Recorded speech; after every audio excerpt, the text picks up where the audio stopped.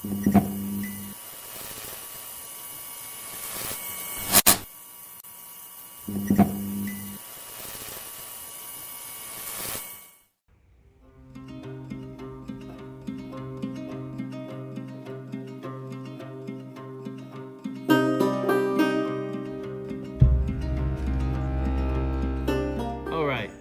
in front of us, you see we have the Lamson Litespeed M, and customer request that this be a right-hand retrieve, and as you can see, it's set up left-hand retrieve right now.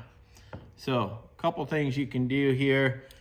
As you can see, this is where it all begins. You have to undo this, and for us, we're fortunate as dealers for Lamson here that they sent us this nice little tool. You can see the grooves in there are just going to line up and lock onto that handle. And then at that point, just loosen it up all the way. It does not come off.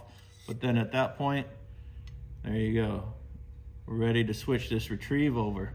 If you don't have this tool, this is a strap wrench. Often used for oil filters and different things, and you could get that on there, cinch it all the way down, and then that would be one way that you could get that hub to loosen.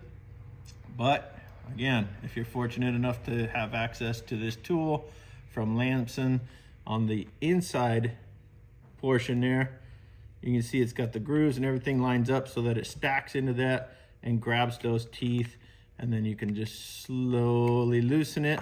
And once you've got it loosened, just go in there with your fingers and get it the rest of the way. And that's it. So if you can see in there, there's a bearing.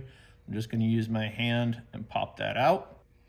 All right, so you pound this in your hand, pound it on the towel, whatever. Once it's loose and it comes out, all we need to do at this point is switch it and flip it over. And so you could do it like this onto the post, but they recommend setting it back in because there are these little grooves that are going to catch right there.